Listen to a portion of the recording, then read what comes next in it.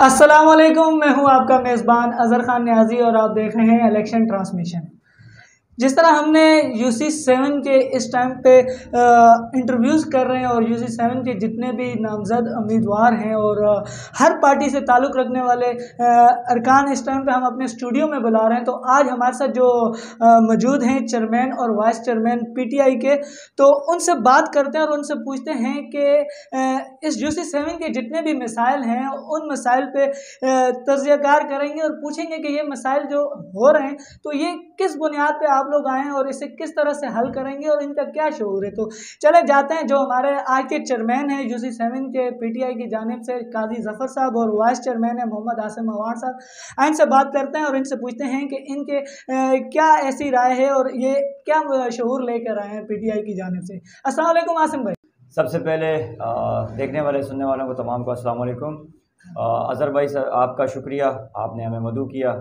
और इसके बाद देखें, बात यह है कि मैं जिस फैमिली से ताल्लुक़ रखता हूँ, मैं जिस घराने से ताल्लुक़ रखता हूँ, मेरे आबा व अजदाद में से किसी ने भी कभी पॉलिटिक्स नहीं की। मैं अल्हम्दुलिल्लाह पाकिस्तान तहरीक-ए-इंसाफ़ का 13 साल से हिस्सा हूँ और 9 साल से तंजीमी ज़िम्मेदार हूँ।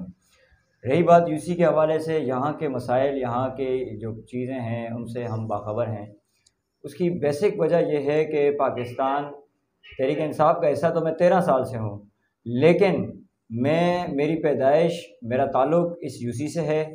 और मेरे ख़्याल से मैं ये अगर क्लेम करूँ कि इसमें शेरपाव UC1 में सबसे पुराना जो घराना है वो शायद हमारा है अल्हम्दुलिल्लाह। तो F1 में मेरी रिहाइश है और एक एक गली मोहल्ले को, मेरी आज 27 साल उम्र है और मैंने अपना जितना भी वक्त है वो यहीं गुजारा है, तो मुझे इसके गली कूचों का भी पता है, मुझे यहाँ के मसाइल का भी पता है और यहाँ के मसाइल के हल कैसे होंगे और क्यों नहीं होते रहे इनका भी पता है अल्हम्दुलिल्लाह।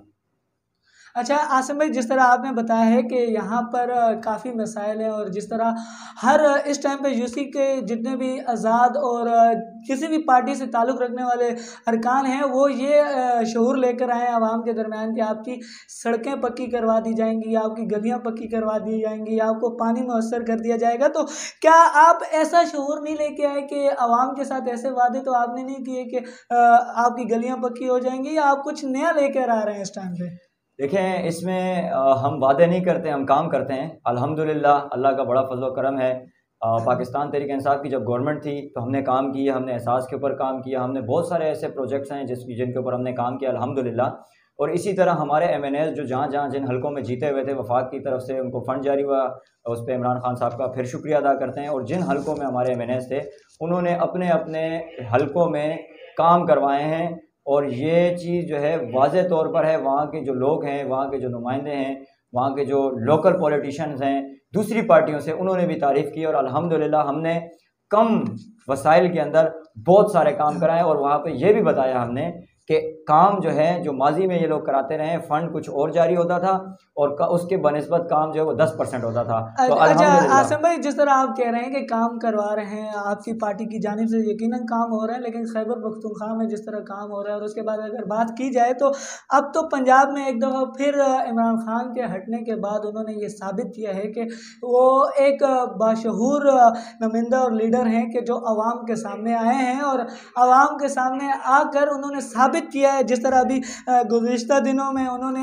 बहुत अच्छी तरह से बड़े मार्जिन से 16-17 सीटों से पंजाब में दोबारा से वो वापस आए। लेकिन मेरा क्वेश्चन ये है कि सिंध में जिस तरह PTI इस टाइम पे ज़िमनी इलेक्शन में आई है तो उनके मेयर आने वाले हैं, लेकिन इमरान खान साहब ने जिस तरह वो हुकूमत में थे तो हुकूमत में जब 3.5 अरब का एक सिंध को मंसूबा दिया गया, ख़ास तौर पे कराची को दिया गया, लेकिन उससे वो पीछे हट गए हैं। तो उस बारे में क्या कहेंगे कि इमरान खान साहब ने वो सिंध पे वो क्यों नहीं आने दिया और सिंध को वो मंसूबा क्यों नहीं दिया? क्योंकि वो वफाक हुकूमत में भी थे और फिर सूबाई हुकूमत को वो देना था।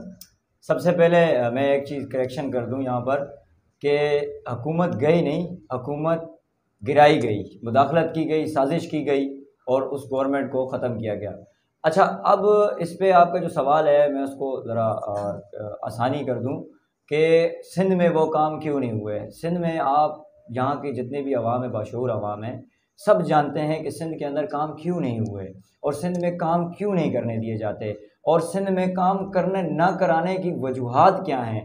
खान साहब सिंध को एहसास कार्ड भी देना चाहता था, खान साहब सिंध को सेहत कार्ड भी देना चाहता था, खान साहब यहाँ पर यहाँ के लोगों के लिए बेहतरीन प्रोजेक्ट्स भी लेके आया था। क्यों नहीं सिंध गवर्नमेंट ने इसमें साथ दिया? क्यों नहीं? क्योंकि वो देना ही नहीं चाहते। वो खुद कभी इंटरेस्टेड नहीं है, कभी ज़िंदगी में उन्होंने आवाम की खिदमत नहीं की। वो तो जो नारा था उनका, जो हुकूमत सिंध के अंदर है, वो दुनिया को पता है, मतलब उसको बताने की ज़रूरत नहीं है, उसको जस्टिफाई करने की ज़रूरत ही नहीं है, सबको पता है कि क्यों और क्या है। तो बहरहाल इंशाअल्लाह जिस तरीके से हमने माजी में जब गवर्नमेंट हमारी थी तो हमने MNS के ज़रिए वफाक के फ़ंड से काम करवाए हैं, तो ये ऐसी कोई बात नहीं है कि सिंध में इनकी गवर्नमेंट होगी तो बल्दियात में काम नहीं होंगे, काम इंशाल्लाह होंगे। मेयर कराची जो है इंशाल्लाह पाकिस्तान तहरीक इंसाफ का आ रहा है, और मैं ये दावे के साथ कह रहा हूँ कि इंशाल्लाह मेयर कराची पाकिस्तान तहरीक इंसाफ का होगा। चलें, ये तो वक्त बताएगा कि मेयर कराची तहरीक इंसाफ का होगा या किसी और जमात का होगा। बहरहाल एक सबसे बड़ा सवालिया निशान ये है आसिम भाई कि जिस तरह UC7 में काफ़ी मसाइल थे इस सीट के हवाले से कि PTI की सीट किसको मिलेगी, क्योंकि यहाँ से काफ़ी नामजद चेयरमैन और वाइस चेयरमैन पे जो कागजात जमा कराए थे, लेकिन आपके मुखालिफ जो कि PTI के मैं समझता हूँ कि बहुत पुराने वो भी मेंबर्स हैं, तो उनको ये टिकट नहीं मिला और उस टाइम पे अब इस टाइम पे वो आज़ाद आपके मुखालिफ खड़े हैं। तो इस बारे में आप क्या कहना चाहेंगे कि उनका शऊर क्या ज़्यादा बेहतर है आपसे, और वो भी PTI का एजेंडा ही लेके अवाम में निकले हुए हैं लेकिन PTI के टिकट पे नहीं है, तो ये इस बारे में आप क्या कहेंगे? देखिए, सबसे पहले मैं आपको इसमें ये क्लियर कर दूँ, क्लियरिटी इसमें दे दूँ कि पाकिस्तान तहरीक इंसाफ का जो इंतखाबी निशान है वो बिल्ला है, और पाकिस्तान तहरीक इंसाफ का टिकट होल्डर जो है वो चेयरमैन काजी ज़फ़र साहब हैं और वाइस चेयरमैन आपके सामने मुखातिब है। अच्छा, यहाँ पर जो पुराने की बात की, नए और पुराने की, तो मैं ये भी बता दूं कि पाकिस्तान तहरीक इंसाफ में 2015 से वो यहाँ पर एक्टिव हैं। मेरी ज्वाइनिंग जो है वो 2012 से, और 2013 से जो है मैं एक्टिव वर्क कर रहा हूँ। 13 के एंड से जो है मैं पार्टी का ज़िम्मेदार भी हूँ अल्हम्दुलिल्लाह। अच्छा, यहाँ पर मैं आपको दूसरी बात बता दूं कि जो मुखालिफ और भी थे, वो मुखालिफ और भी नहीं थे, वो हमारे अपने थे। आप जब किसी पार्टी के प्लेटफॉर्म पर जब टिकट के लिए अप्लाई करते हैं तो बहुत सारे लोग अप्लाई करते हैं, उनमें से चंद लोगों को टिकट, 2 लोगों को टिकट या पैनल जो होता है उसको टिकट मिलना होता है, बाकी सबको टिकट नहीं अलाट होता है। तो उसका एक तरीक़ाकार होता है, पार्लिमानी बोर्ड था, रिव्यू, उसके बाद रिव्यू बोर्ड था। तो पार्लिमानी बोर्ड ने हमारा फैसला नहीं किया। उसकी एक वजूहत थी कि हमारे जो कराची का इस मरतबा जो क्लियर मैसेज था वो ये था कि हमने माजी में वफाक में गवर्नमेंट बनाई तो हमने लोगों को, इत्यादियों को अपने साथ में लाया। तो इस मरतबा पाकिस्तान तहरीक इंसाफ कब किसी भी सियासी जमात से इल्हाक नहीं करेगी, कराची में बिलखुसूस, क्योंकि साबका हमने जमात इस्लामी के साथ 2015 में इल्हाक किया था, उसका कोई ख़ास रिज़ल्ट नहीं था। तो इस वजह से हमने किसी के साथ एतहाद नहीं करना, सोलो जाना है। और पाकिस्तान, इतना तक ये वाज़ेह मैसेज था प्रेसिडेंट कराची की जानिब से, मैं सीनियर वाइस प्रेसिडेंट भी हुई इब्राहिम मेदरी टाउन का, ये भी बताता चलूँ, तो उन्होंने ये वाज़ेह मैसेज दिया था पहली मीटिंग के अंदर ही कि आपने, अगर आप किसी भी UC के अंदर एक पार्टी का वर्कर मौजूद है, वो एक झंडा खरीद के नहीं लगा सकता, लेकिन वो पार्टी का पुराना वर्कर है, तो आपने बाकी लोगों से ज़्यादा सबसे पहले तरजीह उसको देनी है। और पाकिस्तान तहरीक इंसाफ इस बार अपने वर्कर्स को इलेक्शन में सपोर्ट करेगी और कहेगी इलेक्शन लड़वाएगी। तो अल्हम्दुलिल्लाह इसी तरीके से नज़रियाती जो लोग थे पाकिस्तान तहरीक इंसाफ के, उनको टिकट मिला। हम आपके सामने मौजूद। अच्छा, काजी ज़फ़र साहब, जिस तरह आप चेयरमैन हैं PTI के और नामज़द चेयरमैन हैं, तो जिस तरह आसिम भाई ने कहा है कि फ़तह के बाद और काफ़ी ऐसी नई चीज़ें लाएंगे, तो आप मुझे बताएं कि जब आपकी पार्टी इस टाइम पे फ़तह आप UC7 से हासिल कर लेंगे तो क्या ऐसी नई चीज़ लाने वाले हैं आप? बिस्मिल्लाहिर्रहमानिर्रहीम। देखिए भाई, सबसे पहली बात यह है कि यहाँ के वसाइल आज 30 साल से तकरीबन खाए जा रहे हैं। नई चीज़ यही है कि आवाम के अंदर एक बोलने की पावर, उनके अंदर शऊर कि भाई आपके टैक्स का पैसा है, आपकी ज़ात पे एक पैसा नहीं खर्च हो रहा।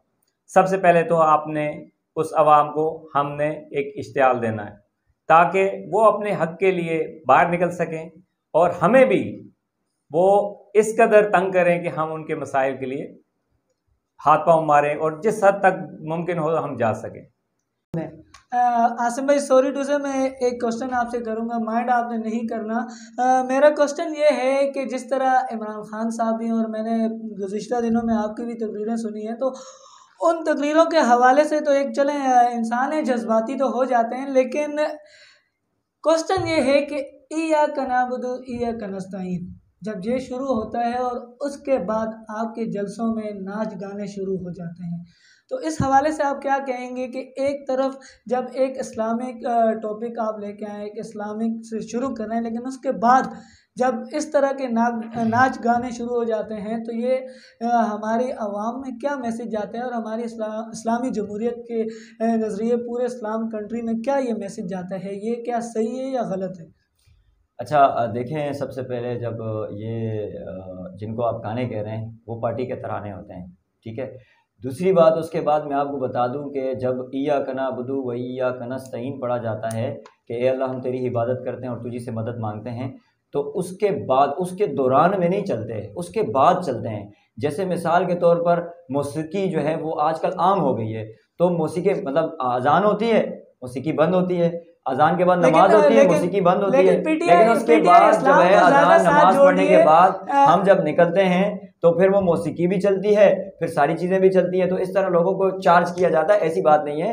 तो बाकी जो है आसिम भाई, क्योंकि देखें 25 मार्च को जिस तरह इमरान खान ने इस्लामाबाद में एक रैली निकाली और उसी 25 मार्च से 2 दिन पहले इंडिया में एक वाकया हुआ जो एक वलूना की तरफ से मुझसे रसालत की गई। मेरा क्वेश्चन ये है कि जब एक रैली निकाली गई है जो आप अपने हक के लिए निकाल रहे हैं, तो आप क्या उस नबी का जो नाम ले रहे हैं, आप जो हमारे हज़ूर पाक सल्लल्लाहु अलैहि वसल्लम की शान में जिन्होंने गुस्ताखी की है, उनके बारे में आपने आज तक क्यों नहीं रैली निकाली और क्यों नहीं बात की? क्योंकि आप सिर्फ बात स्टेज पे कर रहे हैं, लेकिन एक जिस तरह एक आप अपनी तहरीक की रैली निकाल रहे हैं, तो आप उस तरह वो बयान, आप उस तरह एक कमेटी उधर एहतजाज रिकॉर्ड करवा सकते थे कि आपने इतना बड़ा एक जलसा किया, लेकिन आपने एक एहतजाज भी रिकॉर्ड करवाना था, वो आज तक आप लोग ने नहीं करवाया। ये क्या वजह है?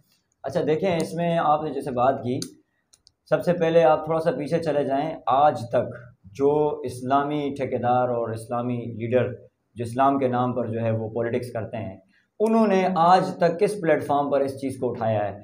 बात यह है कि पाकिस्तान तहरीक इंसाफ के चेयरमैन साहब का वज़ीर आज़म पाकिस्तान ने अक़वाम मुत्तहिदा के अंदर खड़े होकर नामूस रिसालत पे बात की। वो हर महफिल, हर मीटिंग, हर जलसे के अंदर नामूस रिसालत पे बात करते हैं, अपने नबी की बात करते हैं, नबी की तालीमात के ऊपर बात करते हैं। आज KPK के अंदर, पंजाब के अंदर जो इस्लामियात के अंदर सब्जेक्ट डाले गए वो उनके कहने पे डाले गए, उन्होंने बात की। ये जो इस्लाम के नाम पे सियासत करते हैं, इन्होंने तो कुछ भी नहीं किया। रह गई बात आपकी जो बात है, जो आपने पॉइंट उठाया, ठीक है, हम मानते हैं हो सकता है कि उस वक्त में वो चीज़ ना हुई हो, लेकिन उसके ऊपर एक प्रेस रिलीज भी जारी हुई है, उसके ऊपर ट्वीट भी जारी किया गया है, शायद आपकी नज़र से वो ना गुजरा हो। और उसके अलावा हमारा तो पहले दिन से ही ये बयानिया है कि पाकिस्तान तहरीक इंसाफ के चेयरमैन का पहले दिन से बयानिया है कि दुनिया के सबसे अजीम लीडर हज़रत मोहम्मद सल्लल्लाहु अलैहि वसल्लम है और पाकिस्तानी, और उसके ऊपर भी बात की कि हम हजूर पाक सल्लल्लाहु अलैहि वसल्लम की शान में गुस्ताखी नहीं बर्दाश्त कर सकते। उम्मत मुस्लिमा चाहे वो पाकिस्तान में, पूरी दुनिया में भी किसी जगह पर है, हम हजूर पाक सल्लल्लाहु अलैहि वसल्लम की शान में गुस्ताखी नहीं मान सकते किसी भी सूरत में, और अगर ऐसा होगा तो उसका रिएक्शन आएगा। तो ये अक़वाम मुत्तहिदा में खड़े होकर बात की उस लीडर ने, तो उस अजीम लीडर के ऊपर कम से कम ये सवाल मेरे ख्याल से नहीं बनता। जिस तरह इस यूसी में देखा गया है कि यहाँ पर काफ़ी ऐसी पार्टियां हैं जिनका आपस में इत्तेहाद हो चुका है, और इस टाइम पे वो पार्टियां जो आपस में काफ़ी बातें करती थी, आज इस प्लेटफॉर्म पे वो एक साथ हैं। तो आप मुझे ये बताएं कि क्या आपकी पार्टी ने किसी पार्टी से इत्तेहाद करने की कोशिश नहीं की, या क्या वजह थी कि आप अकेला इस पैनल को सामने लेके आए? और फिर सबसे बड़ी बात कि जो आपके अपने पार्टी के अरकान थे वो भी आपके मुखालिफ हो गए इस यूसी में, तो इस बारे में क्या कहना है कि इस यूसी में जो इतने मसाइल थे उनके बावजूद आप लोग सामने आए हैं, और क्या म्यार लेकर आए हैं कि इन मसाइल का क्या हल होगा, और जो आपके नाराज़ अरकान हैं उनको किस तरह आप राज़ी करेंगे? देखें जनाब, नाराज़ अरकान कोई नहीं है। इलेक्शन होता है, बहुत सारी पार्टियां हैं, वो आपस में कैंडिडेट, हर बंदे को टिकट नहीं मिलता। अब ये अलग बात बंदे का नज़रिया है कि वो पार्टी के अगेंस्ट जाता है या पार्टी के फैसले के सामने सरेंडर करता है। जिस बंदे ने, जिस शख्सियत की बात कर रहे हैं कि अगर उन्होंने सरेंडर नहीं किया तो वो एक पार्टी के चेयरमैन के ऊपर ही लड़ रहे थे, उन्होंने कोई काउंसलर या कोई बाकी टीम से बात नहीं की थी, जिसकी वजह से उनको ये दिन देखना पड़ा। अगर वो पार्टी या टीम के साथ लेके चल रहे होते तो शायद वही अभी इलेक्शन लड़ रहे होते। दूसरी बात यह है कि अगर 4 पार्टियां इकट्ठी हैं तो पंजाब में भी 11 पार्टियां इकट्ठी थी, हमने वहाँ से रिजल्ट निकाला क्योंकि अवाम को एक शऊर दिया इमरान खान ने भी, और हमने भी वो शऊर देना है कि आपकी गंदी नालियाँ, बंद स्कूल, खाली डिस्पेंसरियाँ, आपके पार्क्स वीरान पड़े हुए हैं, तो यहाँ से आपके जो टैक्स के पैसे हैं वो खाए जा रहे हैं, और वही टीम दोबारा से नए चेहरे लेके और नया एक प्रोटोकॉल लेके 4 पार्टी का कौमी इत्तेहाद लेके आ रही है। तो ये अवाम बहुत अच्छे तरीके से जान गई है उनके टैक्टिक्स को भी और उनकी बातों को भी। हर बंदा जब अपनी गली में खड़ा होता है, उसका उबलता हुआ गटर, उसकी कच्ची गली और उसके बच्चे गंदी मट्टी में खेलते हुए, तो ये उनको याद दिलाते हैं कि आपने वोट देने के वक्त ये सोचना है कि आप किसको वोट दे रहे हैं। आया दोबारा उसी टीम को लेके आ रहे हैं जिन्होंने आपके इस एरिया का ये हाल किया कि हम लोग नहीं चाहते कि लांडी कुरंगी की तरह हमारी गलियां पक्की हो, वहाँ काम हो रहे तो यहाँ क्यों नहीं हो सकते। इसलिए कि मिशन एक ही है कि खाना है बस, और डीएमसी को कब्जा करके रखना है, अपने दो दफ्तरों के अंदर उसको बांट के रखना है, उसको बाहर नहीं निकालना, अवाम में नहीं लेके जाना। और इंशाल्लाह हम आएंगे तो डीएमसी और उसके तमाम अमले को अवाम में लेके जाएंगे, अवाम उनसे काम लेगी और यहाँ इंशाल्लाह एक बेहतर माहौल आपको देखने का मिलेगा। अच्छा आसिम भाई, आखिरी क्वेश्चन मेरा ये है कि UC7 में अगर आप इंशाल्लाह बलदियाती इलेक्शन में आपको फतह मिल जाती है तो उसके बाद क्या मैसेज देना चाहते हैं आप आवाम को कि क्या करेंगे, और कोई अच्छा सा आप UC7 के जो आपके हल्का है उससे उस आवाम को क्या मैसेज देना चाहते हैं? सबसे पहले मैं ये बताना चाहता हूँ कि जैसे आपने शुरू में भी बात की और अभी भी की, बात यह है कि सबसे पहले हमें किस चीज़ की ज़रूरत है। हमें पार्क की ज़रूरत है, हमें इन सड़कों की ज़रूरत है, हमें डिस्पेंसरी की ज़रूरत है, हमें किन चीज़ों की ज़रूरत है। बिल्कुल हमें इन चीज़ों की ज़रूरत है, लेकिन मैं समझता हूँ सबसे पहले हमें उस चीज़ की ज़रूरत है जिस चीज़ की यहाँ पर कमी है। मैं समझता हूँ, हो सकता है ना हो, वो है शऊर जो कि हमें हमारे बच्चे को चाहिए। आज हमारा यहाँ एजुकेशन का निज़ाम तबाह है। देखें, बल्दियाती नुमाइंदा जो है उसके इख्तियार में लोगों को पता है क्या चीज़ है क्या नहीं है।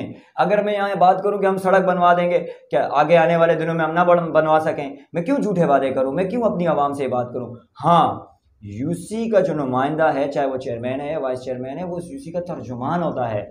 वो अपने हल्के के MPA MNA और वो आवाज़ बनता है उनके सामने, वो उनकी नुमाइंदगी करता है लोकल सतह पर, वो उनके काम को आसान बनाता है। हम ये करेंगे, हम हर वो काम करेंगे जिसकी यहाँ पर ज़रूरत है, और अल्हम्दुलिल्लाह हमारी टीम ने इसके ऊपर, पूरी टीम ने इसके ऊपर वर्क किया हुआ है। हमने इसकी पूरी डिटेल जमा की हुई है कि हमने क्या क्या करना है और किस तरीके से करना है। इंशाल्लाह पाकिस्तान तहरीक इंसाफ में तमाम जितने भी वर्कर्स समेत पढ़े लिखे लोग हैं और वो ये चीज़ें समझते हैं। हाँ, लेकिन हम क्या करेंगे, हम यहाँ के एक एक गली कूचे के अंदर जाकर हम लोगों के मसाइल भी सुनेंगे और उनकी आवाज़ बनेंगे, जो सबसे बड़ा इशू है। और दूसरी बात, हम यहाँ पर इस तरीके से बैठ नहीं जाएंगे कि हम अपने ऑफिस में बैठकर हम जो है फिर बाद में कहें कि हम तो रोना रोएं, हमारे पास तो इख्तियार नहीं है। हमारे पास इख्तियार नहीं हुआ, हम इख्तियार छीनेंगे अपनी इस आवाम के लिए, इन लोगों के लिए, और इंशाल्लाह हर महाज पर जाएंगे, हर जगह पर हर दरवाज़ा खटखटाएंगे। हम आप लोगों की नुमाइंदगी करने के लिए आए, इंशाल्लाह हम आपके बेहतर से बेहतर नुमाइंदगी करने की कोशिश करेंगे और हर हद तक जाएंगे। हम के इलेक्ट्रिक के ऊपर भी बात करेंगे, हम स्विट्जरलैंड गैस कंपनी के ऊपर भी हर प्लेटफॉर्म पर बात करेंगे। उसकी बेसिक वजह यह है, ये इदारे शायद इसमें बहुत सारे लोगों को पता ही नहीं है जो कैंडिडेट्स हैं कि कौन से इदारे बल्दियात के अंडर आते हैं, कौन से नहीं।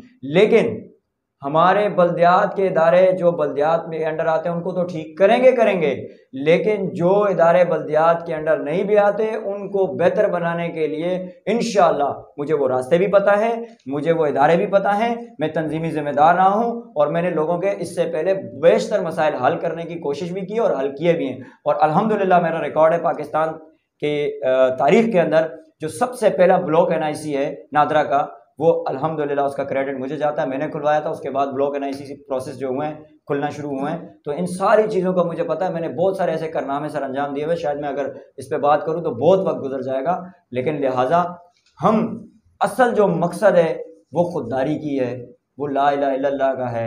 हम किसी के सामने नहीं झुक सकते, ना कभी खुद झुकूंगा, ना मेरा लीडर झुका है और ना इंशाल्लाह अपनी आवाम को झुकने दूंगा। बहुत शुक्रिया आसिम भाई। और मेरे साथ मौजूद थे UC7 के चेयरमैन और वाइस चेयरमैन। और आज का जो हमारा ये इंटरव्यू था वो आप सबके सामने था, और आपने PTI के नामजद उम्मीदवारों के जो बयान थे, इनके जो मैसेज थे वो आपने सुने, और उम्मीद है कि ये प्रोग्राम आपको बहुत अच्छा लगा होगा। लेकिन सवाल मेरा ये है कि इस कराची का मेयर कौन बनेगा? क्या PTI यहाँ पर राज करेगी, या क्या एक दफ़ा फिर पीपल पार्टी सिंध पर कब्ज़ा जमाएगी, या क्या दोबारा से MQM इधर आ पाएगी, या नून लीग दोबारा से सिंध में छाने का इम्कान है?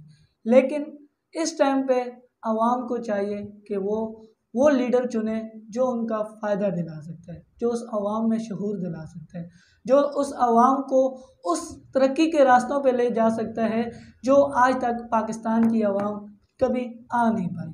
अगर देखा जाए तो 1998 से लेके 1970 तक जो पाकिस्तान की तरक्कियों के रास्ते पर चल रहा था, वो इस टाइम पर पाकिस्तान काफ़ी पीछे जा चुका है।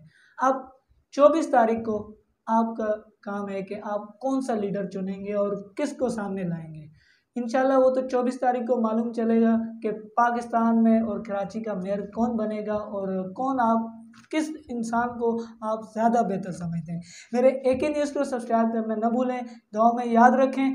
इसी तरह के काफ़ी इंटरव्यूज़ आपके सामने लाएंगे, और हर UC के चेयरमैन और वाइस चेयरमैन के जो मैसेज हैं वो आपके सामने लाएंगे, ताकि अगर इन्हीं चेयरमैन और वाइस चेयरमैनों में से कोई भी चेयरमैन कामयाब हो जाता है तो इंशाल्लाह ये वीडियो उनके लिए सबूत रहेगी। दुआ में याद रखें। मेरा AK न्यूज़ सब्सक्राइब करना न भूलें। पाकिस्तान जिंदाबाद। अल्लाह हाफ़िज़।